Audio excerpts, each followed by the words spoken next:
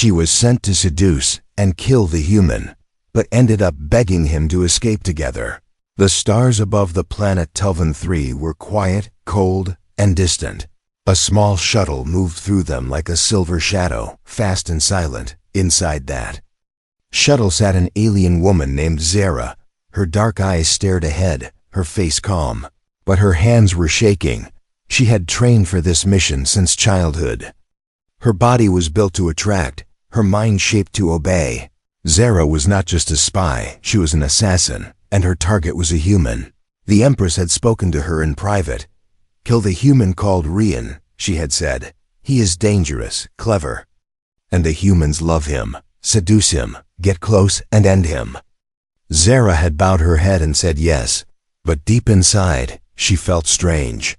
This was not her first mission, but it felt different. The shuttle landed near an old Earth outpost. The area was quiet, full of trees and fog.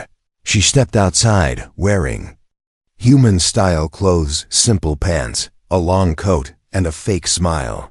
She looked around and saw a tall human standing near a generator. His sleeves were rolled up, his hands dirty, his hair messy. This was Commander Rian, her target. He looked at her and raised one eyebrow. "You're not from around here," he said, not unfriendly. "My ship broke down," Zara replied softly. He nodded slowly, studying her face. "Come inside," he said, turning toward the building. She followed him quietly, hiding the small tracker under her collarbone. It was active now, sending signals to her mothership. Her people were watching, waiting inside the outpost. Things were simple. Old wooden chairs, blinking consoles, and the smell of warm food. Rian handed her a cup of water. "You alone?" he asked. She nodded, sipping slowly. He didn't press, didn't ask more. Just walked to the kitchen and returned with a bowl of soup. "Eat," he said. "You look half frozen." Zara stared at the bowl, confused. This wasn't part of the plan later. That night, Zara was given a room. A small place with a bed, blanket, and one broken lamp. She sat on the edge, opened a secret compartment in her boot, and took out a thin needle. Coated in poison, it was her killing tool, but her hand didn't move. Her mind was full of questions. Why had he treated her kindly? Why hadn't he asked questions or tried to guard himself? At midnight, she heard soft music. She left her room and followed the sound.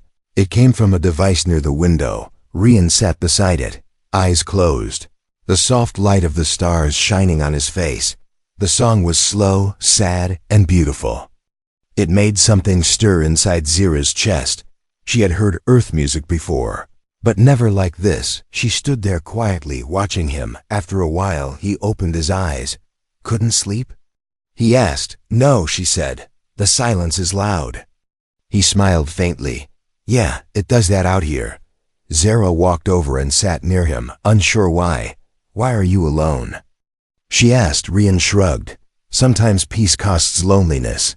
They sat in silence again, the music playing softly. That night, Zara did not touch the needle. She lay on the bed, awake, staring at the ceiling.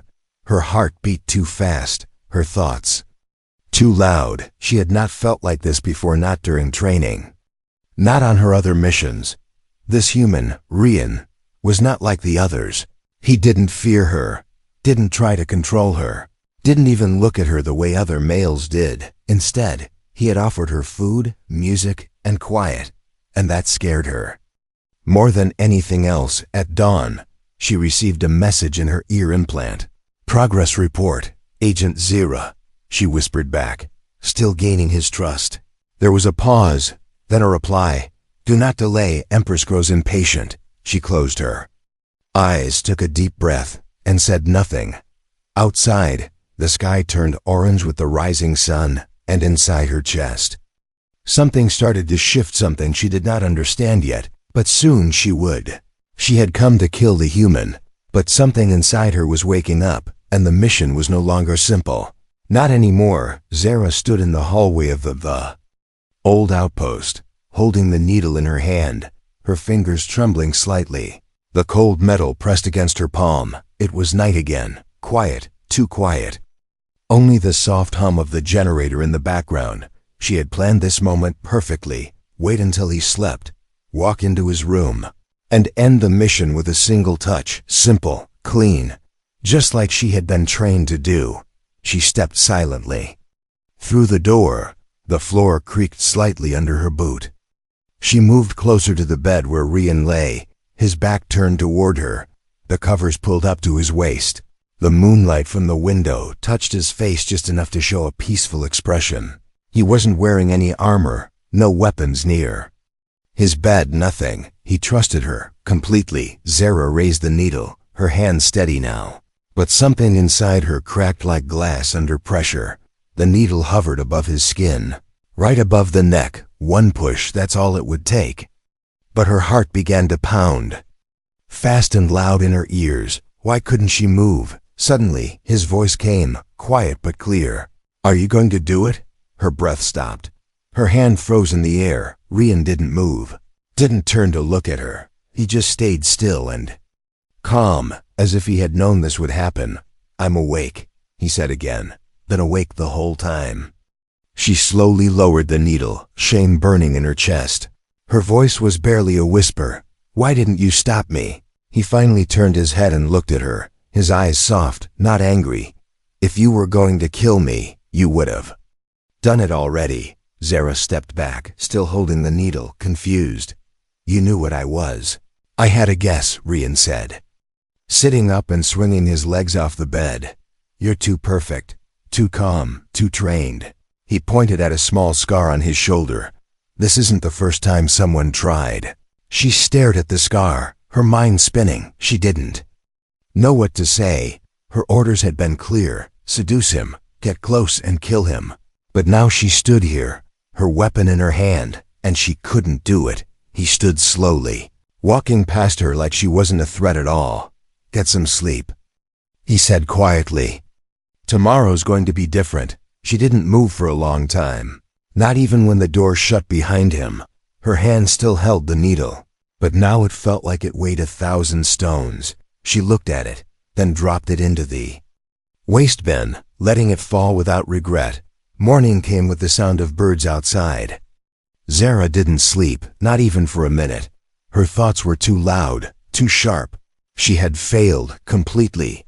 But when she stepped into the kitchen, Rian was already making breakfast, flipping something in a pan that smelled salty and strange. He looked at her with a small smile. You like eggs? She blinked, not understanding the question. I've never had them, he nodded, placing a plate in front of her. Then today's your first. She sat slowly, confused, unsure of everything. Why wasn't he angry? Why wasn't he trying to lock her up or turn her in? He sat across from her, his voice calm. So who sent you? Zara looked at the plate, then at his face. The Empress, she said after a long pause. She said you were dangerous, that if you lived, the war would turn against us. He didn't even flinch. Is that what you believe? She didn't know how to answer.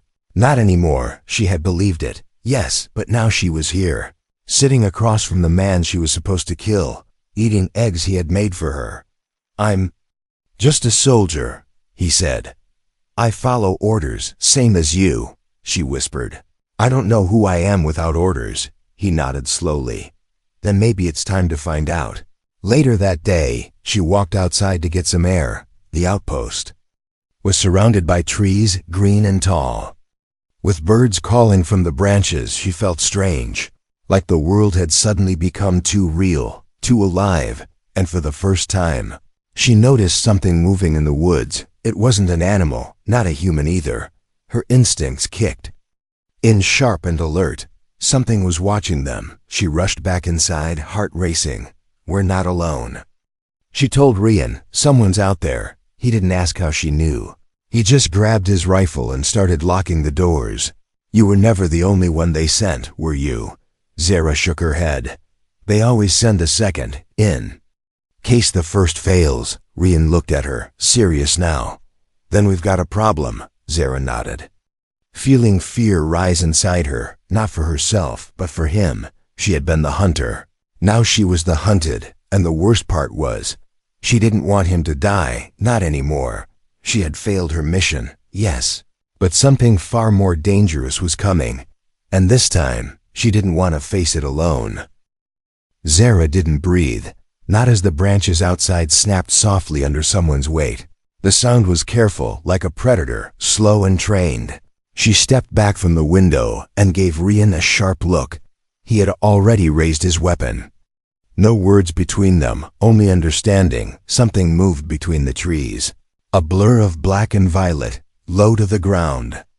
Not human, not natural. Zara's throat tightened. She knew that movement. It was one of her own. Another trained assassin, one who didn't hesitate like she had, one who would kill without blinking. "We have to go," she said quickly, grabbing a small pack from beside the door. Rian nodded, not arguing. He threw some gear together in seconds, supplies, water, a backup weapon. They didn't have time to plan, didn't even have time to guess where the next attack would come from. As they slipped out the back of the outpost, Rian glanced over his shoulder. "How many?" he whispered. "At least one," she replied, "but probably two." They moved through the trees like shadows, careful to avoid dry leaves and broken twigs. Zara's senses were sharp now, survival instincts replacing confusion. Rian followed close, his breath steady, but she could feel the question burning in his chest. They paused near a narrow stream, water running over stone like a quiet song. Zara crouched low and pointed. "There," she whispered. "See that broken branch? That's not natural." Rian looked and gave a short nod. "They're following us." She didn't answer. Instead, she touched the side of her neck, activating her old implant just long enough to send out a signal, a false trail, one that would lead them south. Then she disabled it completely, crushing the chip under a rock. "That'll confuse them," she said. "Buy us maybe an hour."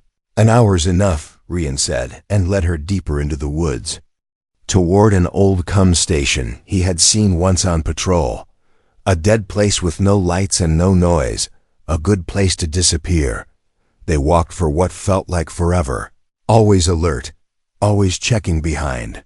The forest seemed endless, cold air filling their lungs. Zara's feet moved on their own, remembering old training drills. But she didn't feel like a soldier anymore.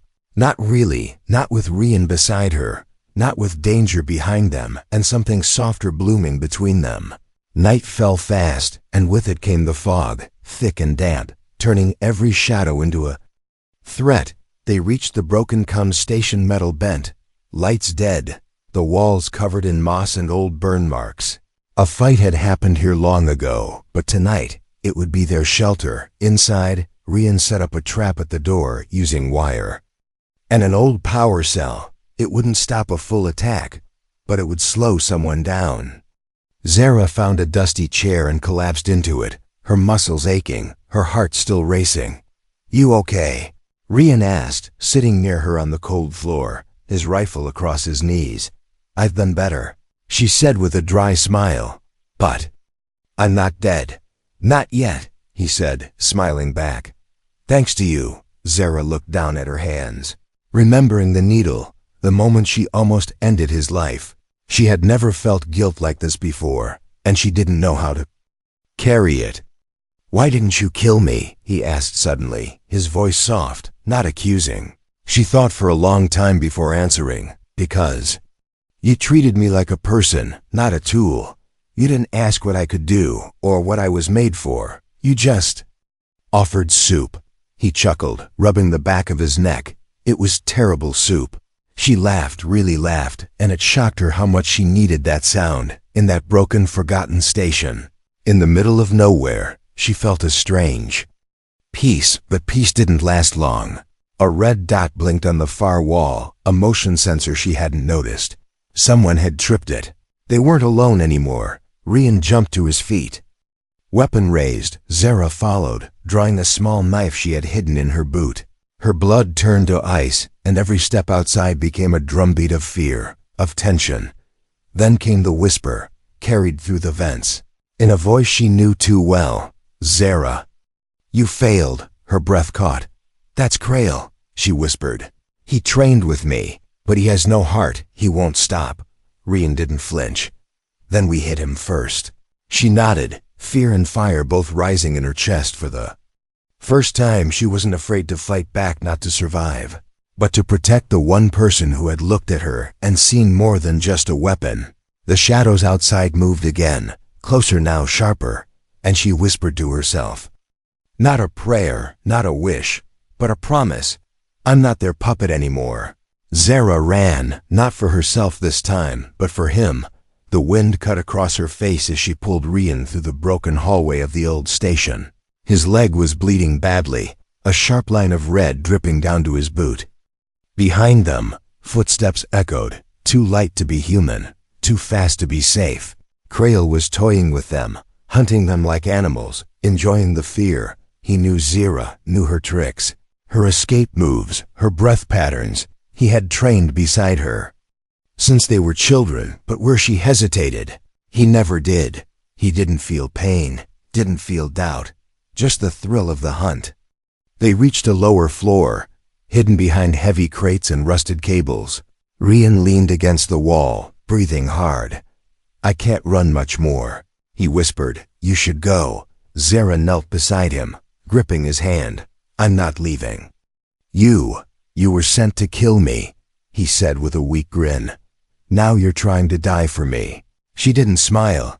I don't care what I was sent to do. All I know is if he kills you, I lose the only good thing I've ever known. Footsteps. Above, slow, deliberate, Krail was taking his time. Zara knew he would come from behind, from the left. From the shadow, always from the shadow. She reached into Rian's bag, pulled out a flare gun, and pressed it into his hands. If he gets me, shoot the flare into the ceiling, she whispered. That'll bring the whole place down, and kill us both, Rian said, his voice shaking. Better than letting him take me back.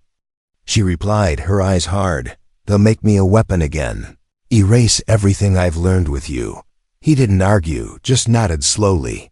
Zara stood and moved out into the hallway, her steps soft, her hand gripping her blade tight.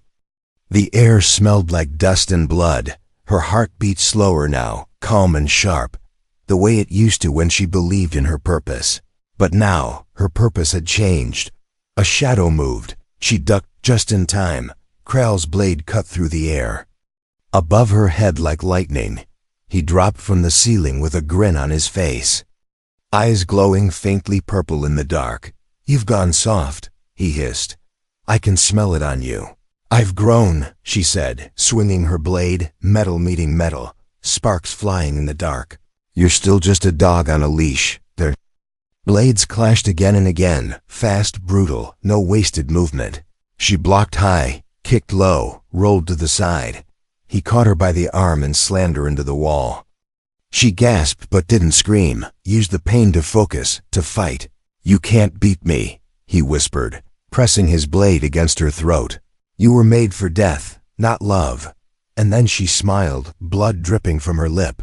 That's why I'm stronger now. She shoved her knee into his stomach. Hard, knocking the air from him, he stumbled, and she turned the blade upward, slicing his shoulder deep. He growled, eyes wild, and lunged again. But she wasn't fighting for herself. She was fighting for Rian, for choice, for something real. Back in the lower room, Rian heard the metal crashing. The grunts and cries of battle. He held the flare gun tightly, his hand sweating. If he pulled the trigger, everything would collapse, no way out, no second chance. Then, silence, a long, heavy silence that crushed his chest. He stood slowly, leaning against the wall, limping toward the hallway, the flare gun shaking in his hand. Zara appeared through the smoke, dragging her leg, blood on her face and arms. But alive, behind her, Krail lay motionless, his body broken, his weapon lying beside him. Rian dropped the flare gun and rushed to her, catching her just before she collapsed. You're hurt, he said, panic rising in his voice. I've been worse, she whispered, her eyes closing for a second. But I think I need a real bed this time. He held her tightly, letting her rest her head against his shoulder. You saved us both, he said. No, she murmured. You did. You reminded me I was more than what they made me. Outside, the forest was quiet. Again, no shadows moving, no footsteps chasing, just two hearts beating in sync. Broken but alive that night, they didn't sleep. They sat near a small fire just outside the ruins. Wrapped in one blanket, Zara leaned against him, her voice soft and tired. "I've never felt safe before." "Not really, not until now." Rian kissed the top of her head and whispered, "Then let's never go back." And as the fire crackled and the stars blinked above, they both knew something had changed forever, not just between them, but within them. The shipyard wasn't even on the maps. Hidden beneath layers of jungle vines and old rebel tech, it was a ghost place, long forgotten by both humans and aliens. But Zara knew it existed. She had once studied it in a mission file years ago, a backup plan that was never meant to be used, but tonight it was their only hope. Rian limped beside her, still recovering from the fight. But he didn't complain. His arm was wrapped with torn cloth, blood still staining his sleeve. Zara kept looking over her shoulder, not just out of fear but habit. After Krail, she knew they wouldn't stop with just one assassin. The Empress would have already received the failure report, and now, retribution would come from the stars. Through thick vines and fallen beams, they found the entrance half buried, rusted shut. Zara used her old override code, fingers trembling as she entered the sequence. For a second, nothing happened, then a hiss. Then the door opened slowly. With the sound of ancient metal grinding awake, inside, the air was stale but breathable. Rian shined a flashlight across the hangar, and they both saw it, a transport ship, dusty, tilted, but whole. Zara exhaled for the first time in hours. "We can use it." Rian looked at her. "Can you fly it?" She gave a tired smirk. "I was trained to kill important people and escape in their ships, so yes." They rushed inside the vessel, searching the control room. Zara powered it up, sparks lighting the panels, engines humming with life after years of silence. It was working, old but alive, just like them. But they weren't alone yet. A faint beeping echoed from a corner of the ship. Zara froze, tracing the sound. She found it under a panel, a tracking device. One of theirs still pulsing, still active. "They tagged the ship," she whispered, "long ago, in case it was stolen." Rian looked out the window, and his eyes went wide. "Too late," he said. "They're already here, above the trees." A sleek alien warship hovered into view, silent, deadly, shaped like a blade of the gods. Lights flickered along its underbelly, and drones began to fall from it like dark raindrops. Zara activated the ship's shields, but they flickered weakly, not enough to hold under fire. "We have to go now," she said, jumping into the pilot's seat. The engines roared to life. Ground vibrating beneath them, Rian manned the rear defense turret, struggling to keep his wounded arm steady. "I thought this was supposed to be simple," he muttered. Zara pushed the throttle, and the ship lifted slowly, groaning as it rose through the jungle canopy. Outside, drones were firing now, sparks flashing against the side hull. One got too close, and Rian blasted it out of the sky. "One down," he said through clenched teeth. "About 30 to go." Zara's hands flew over the controls, her mind sharp, focused. "I'm taking us into the clouds. They won't track us through the storm layer." A sudden hit shook the ship. Alarms screamed. Smoke poured into the cabin. Rian staggered, coughing. Zara didn't stop, not for a second. She screamed at the ship, at the sky, at herself. Come on, come on." And then they broke through the cloud ceiling. The warship falling behind, drones turning back. The stars opened before them, wide and endless. The silence was sharp, deafening. Zara let out a shaky breath and collapsed back into her seat. "We did it," Rian said, smiling through the pain. "We're free." But Zara wasn't smiling. Her eyes were still on the screen, where a blinking red warning remained. "They'll chase us," she said, voice low. "They won't stop, not unless they believe I'm dead." He turned to her, understanding in his gaze. "So what now?" She turned to him slowly, the ship light casting gold across her bruised face. We fake our death, he raised a brow. And how do we do that? By crashing this ship into a gas giant. She replied, but not really crashing it, Rian blinked. I'm starting to think you're crazier than I am. She gave a weak laugh. Probably. But if they think we're dead, they'll stop hunting, and then we disappear, for good. Rian looked at her for a long time. And then nodded. Let's vanish then. They both stared out the window, stars stretching ahead. Danger behind, hope in between. They were broken, bleeding, betrayed. But they had each other. And sometimes that was enough. Zara leaned her head against his shoulder, and for the first time since she arrived on that outpost, she closed her eyes, not out of fear, but peace. The stars didn't blink when you flew too close to death.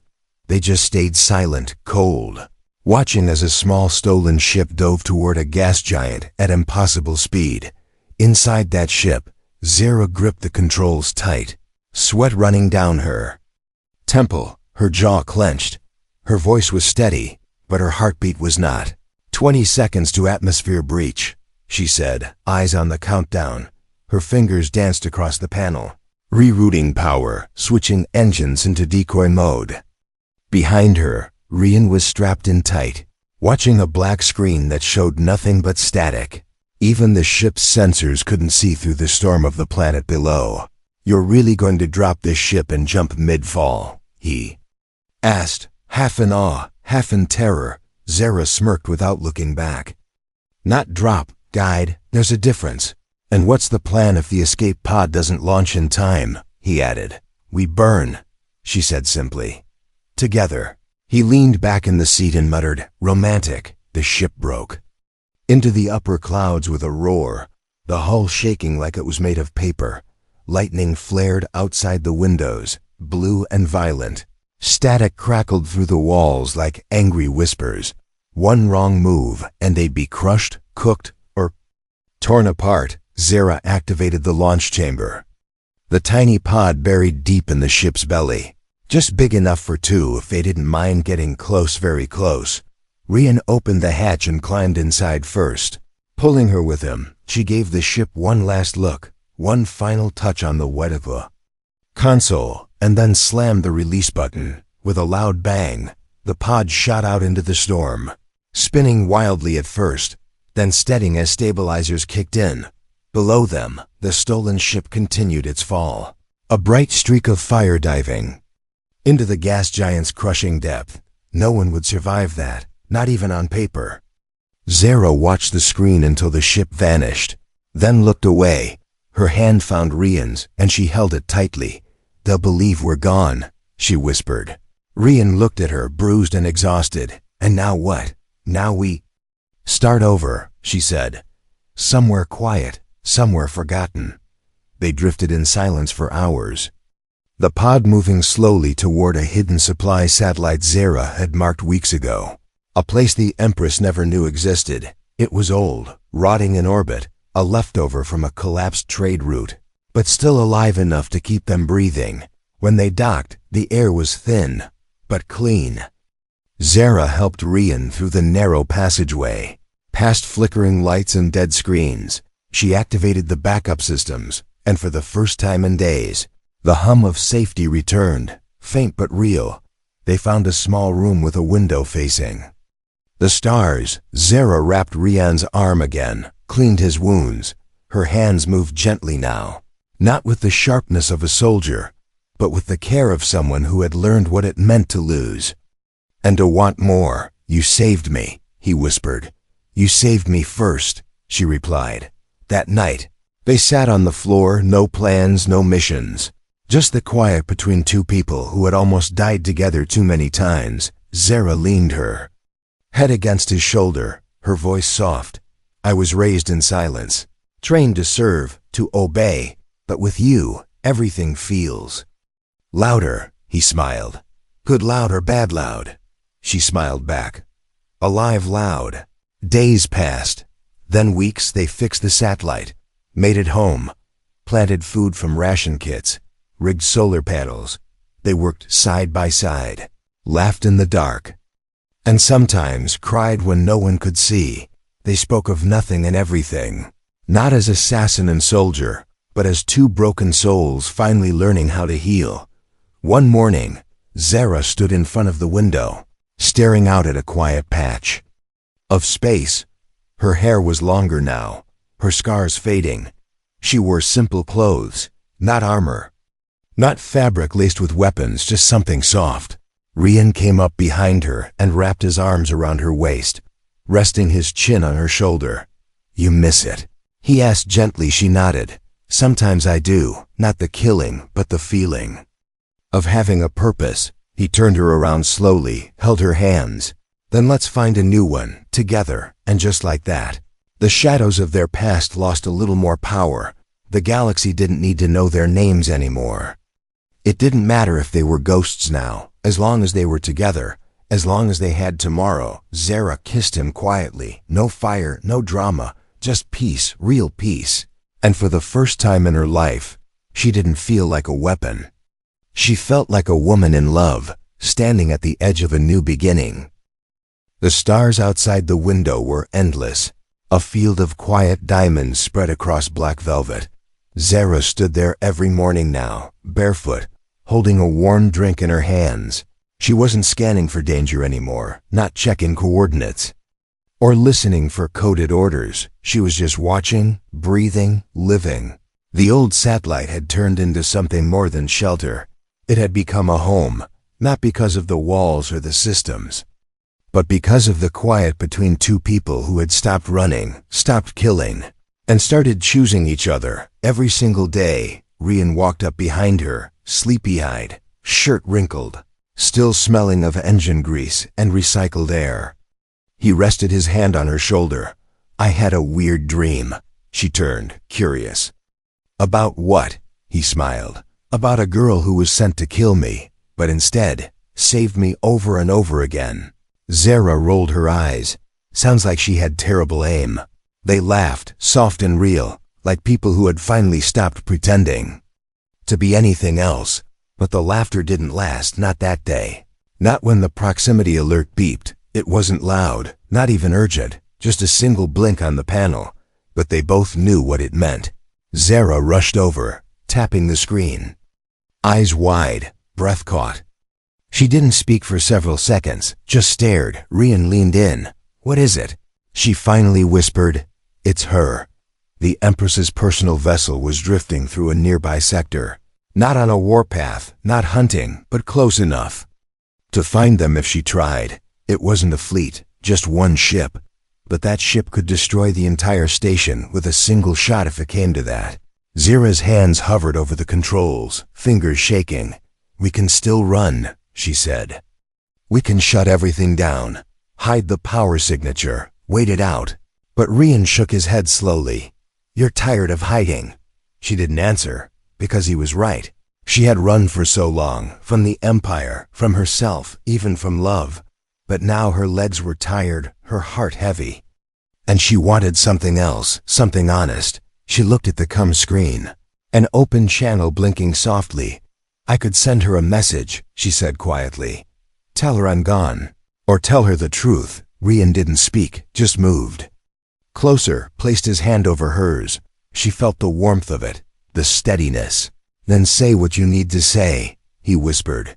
"But whatever happens after, we face it together." Zara opened the channel and began to speak, slowly, clearly, in the Empress's ancient tongue, a voice she hadn't used in months. "This is Agent Zara," she said. "I was sent to seduce and kill the human called Rian. Instead, I fell in love with him. I won't return. I won't kneel. If you come for me, I'll fight, but I beg you, let me go." She closed the channel, silence returning to the room like gravity. For a moment, neither of them breathed. Then the screen blinked once, and a single message came through.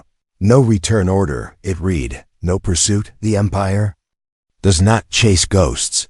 Zara stared at it, reading the words again and again. Her knees nearly gave out. And Rian caught her, holding her close.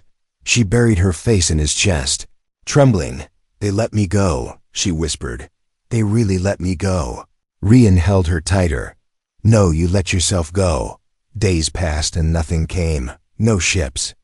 No soldiers, no drones, only silence, peaceful and honest. Zara woke up without fear. She built shelves, planted herbs in small oxygen pods. She fixed her favorite jacket. Not because she needed it, but because she wanted to feel warm again. One night, under the soft hum of starlight, Rian pulled out a small object from behind the engine bay. It wasn't much, just a circle of wire, bent into a ring. But it was real, and it was his. He knelt down. Not because tradition demanded it, but because love made him humble. "You gave up a galaxy for me," he said. "Let me spend the rest of my life proving it was worth it." Zara didn't cry, not loudly, but her eyes filled as she whispered, "I never believed in forever, until now." She took the ring, slipped it on her finger, and pulled him into a kiss that didn't come from duty, or orders, or need, but from the quiet, powerful choice of someone who had learned what love meant. The stars outside kept moving, distant and uncaring. But inside that old station, two souls found peace, and for once, the universe didn't need to explode. No battles, no betrayals, no escape routes, just two people, lost in the galaxy, who finally chose to be found.